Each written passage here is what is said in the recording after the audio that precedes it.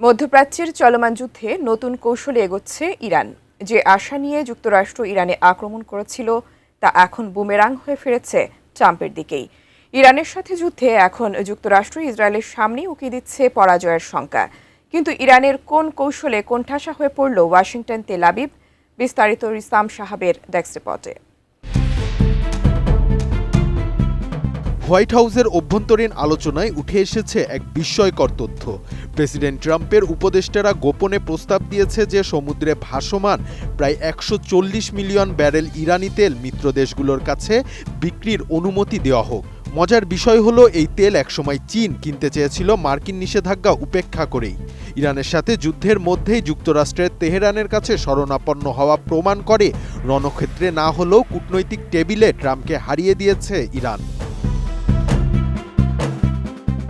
মধ্যপ্রাচ্যে ইরান ও যুক্তরাষ্ট্রের মধ্যে চলমান রক্তক্ষয়ী যুদ্ধের তৃতীয় সপ্তাহে বিশ্ব অর্থনীতি এক ভয়াবহ বিপর্যয়ের মুখে দাঁড়িয়েছে।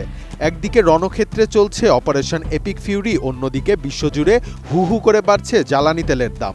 পরিস্থিতি এতটাই বেগতিক যে খোদ ট্রাম্প প্রশাসন এখন তাদের ঘোর শত্রু ইরানের ওপর থেকেই সাময়িক নিষেধাজ্ঞা তুলে নেওয়ার মতো অপ্রত্যাশিত পথে হাঁটছে।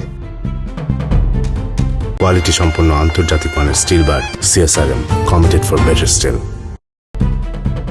এদিকে ইরানের পররাষ্ট্রমন্ত্রী তিনি জাপানের পররাষ্ট্রমন্ত্রীর সঙ্গে সরাসরি সংলাপে বসেছেন। তেহরানের পক্ষ থেকে টোকিওকে একটি আকর্ষণীয় প্রস্তাব দেওয়া হয়েছে।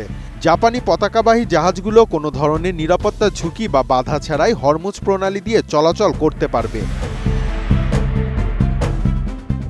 বিশ্লেষকরা মনে করছেন এটি ইরানের অত্যন্ত সুদূরপ্রসারী ও বুদ্ধিদীপ্ত একটি কৌশল। যুক্তরাষ্ট্র ইতিমধ্যে জাপান সহ তার প্রধান মিত্রদের অনুরোধ করে জানিয়েছে যাতে তারা হরমুজ প্রণালী উন্মুক্ত রাখতে সেখানে যুদ্ধজাহাজ পাঠায়। এদিকে তেহরান খুব ভালো করেই জানে জাপানি যুদ্ধজাহাজ পাঠানোর অর্থ হল সরাসরি ইরানের বিরুদ্ধে যুদ্ধে জড়িয়ে পড়া। জাপানি প্রধানমন্ত্রী সম্প্রতি হোয়াইট হাউসে গিয়ে প্রতিবেশী দেশ ও হরমুজ প্রণালীতে ইরানের হামলার নিন্দা জানালো তেহরান এই বিশেষ ব্যবস্থার মাধ্যমে টোকিওকে প্রলুব্ধ করার চেষ্টা করছে যাতে তারা মার্কিন সামরিক জোটে যোগ না দেয়। এই চালের মাধ্যমে ইরান মূলত বিশ্বকে দুটি বার্তা দিচ্ছে। প্রথমত, হরমুজ প্রণালীর প্রকৃত নিয়ন্ত্রণ এখনও তাদের হাতে, এবং দ্বিতীয়ত, যারা তাদের সঙ্গে সংঘাতে জড়াবে না তাদের বাণিজ্যিক স্বার্থ সুরক্ষিত থাকবে। ইরান একই সঙ্গে দুটি ফ্রন্টে লড়াই করছে। একদিকে সামরিক শক্তির মাধ্যমে যুক্তরাষ্ট্র ও ইসরায়েলকে মোকাবেলা করছে, অন্যদিকে মিত্রদের মধ্যে বিভেদ সৃষ্টি করে ওয়াশিংটনকে কূটনৈতিকভাবে একঘরে করার চেষ্টা করছে। ট্রাম্প প্রশাসন একদিকে অপারেশন এপিক ফিউরির মাধ্যমে ইরানকে ধ্বংস করার হুমকি দিচ্ছে, আবার অন্যদিকে অর্থনৈতিক চাপে পড়ে ইরানের তেলই বাজারে ছাড়ার অনুমতি দিচ্ছে। আর ট্রাম্পের এই বিপরীতমুখী অবস্থান মার্কিন মিত্রদের মধ্যে তৈরি করেছে বিভ্রান্তি, যার কারণে অনেকটাই একঘরে হয়ে গিয়েছে যুক্তরাষ্ট্র। এখন দেখার বিষয় জাপানের মতো দেশগুলো ইরানের এই দ্বিপক্ষীয় প্রস্তাব গ্রহণ করে কিনা।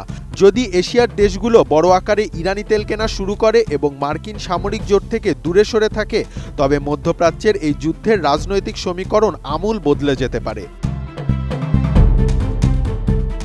রিসাম সাহাব, এটিএন নিউজ।